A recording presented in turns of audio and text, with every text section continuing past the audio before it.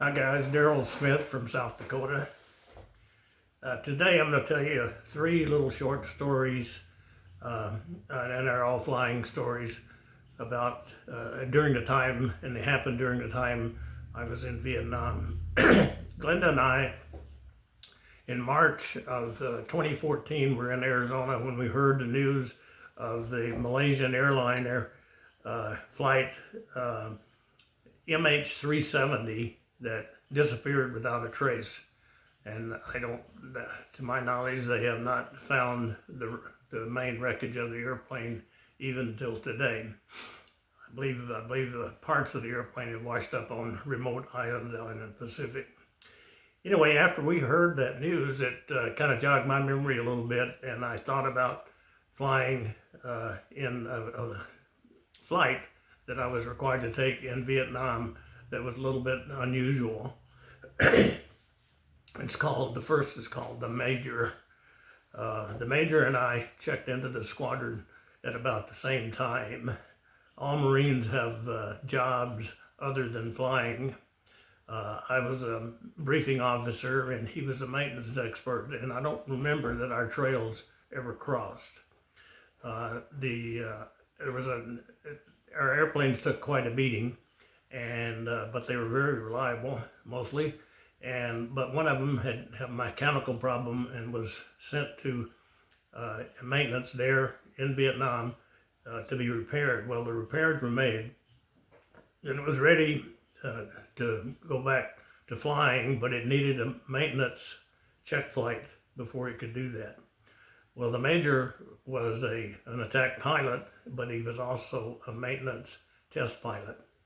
So a plan was made for him to take the airplane on a regular mission, and during that mission, he would do the tests required so that the airplane could be released to daily flights. Well, the Major didn't come back from that flight. And like the Malaysian flight, he disappeared without a trace. The news quickly went through the squadron. And of course there was concern. But we kept flying just as normal. The very next morning, I was called into the operations office and briefed that they had studied where they thought it's possible that the Major may be ejected over the sea, and with the flows of the ocean and the winds, the weather, they projected that if he did do that, he could possibly be in an area out in the ocean that they had zeroed on. So they wanted me to fly out there. I took one of the aircraft unarmed and climbed to altitude, 30,000 feet or so, and proceeded out in a certain direction from the airfield for 100 miles out over the South China Sea.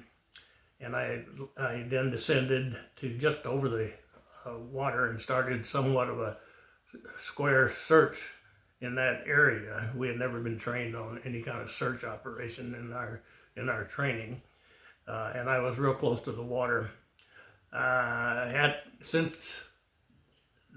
Because of the curvature of the earth and the distance I was from the base, in my descent I lost all radio contact and all navigational contact also.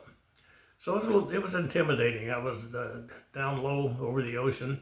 I couldn't talk to anybody, and nobody could see me or hear me. But I started this somewhat of a square search, and I was down to 100 feet or less flying around, and I saw absolutely nothing. And I can tell you that the oceans are really big and intimidating. And I was out there 100 and something miles in a single engine aircraft. I was uncomfortable, but I stayed and searched. I thought what a tragedy it would be if for some reason he was out there and I flew right over him and didn't see him. So I did my best to look for him. And I stayed there until I reached bingo fuel. Bingo fuel is what they is the fuel level that you reach that will allow you just enough fuel to get back to the airfield and make a safe landing, and a little margin of safety on top of that.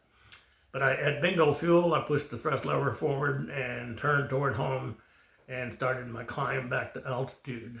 At about 10 or 12,000 feet, I started to hear voices on the radio, and my navigation came back up again. So, and that's quite I was surprised at how relieved I felt when I could hear and navigate. Well, my debriefing when I got back was, "What did you see?" And obviously I had to say, I saw absolutely nothing.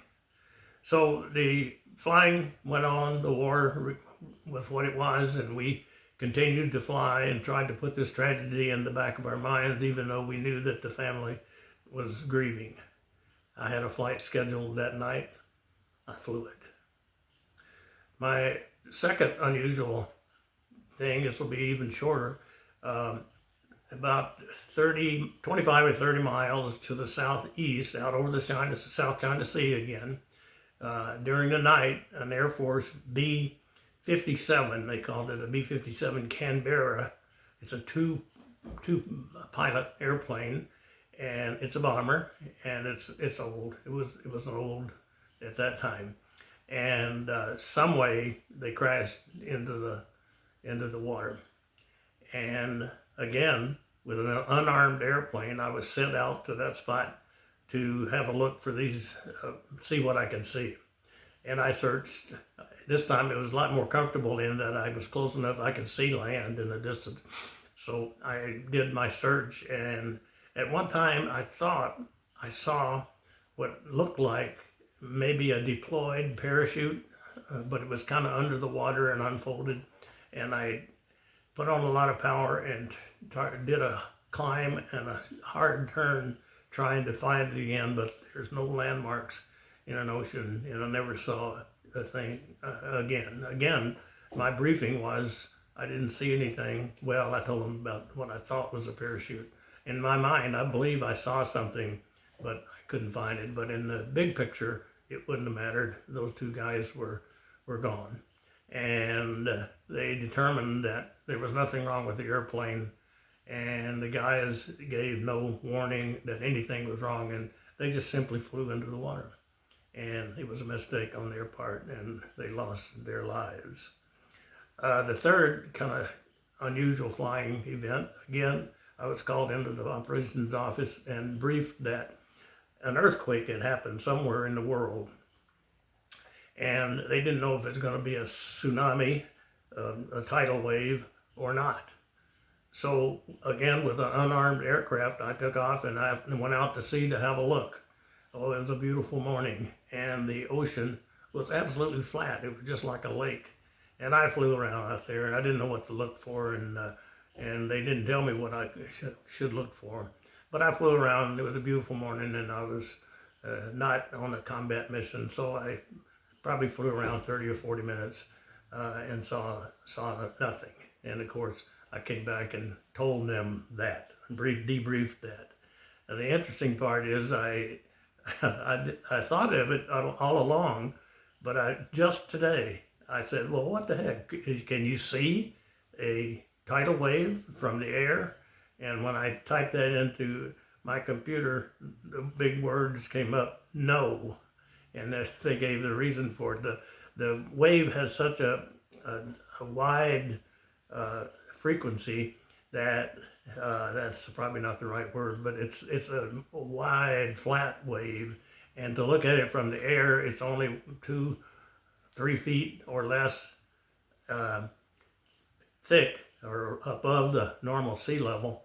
And it only starts to rise up so that you can see it like you see in the movies coming after it reaches shallow water. So as it gets into shallower and shallower water, it raises up and looks and turns into a tidal wave. I understand in tsunami is a Japanese word, and it means harbor wave, if I'm correct. I may be wrong on that. Anyway, that's my story for today. and I appreciate you listening. Thank you.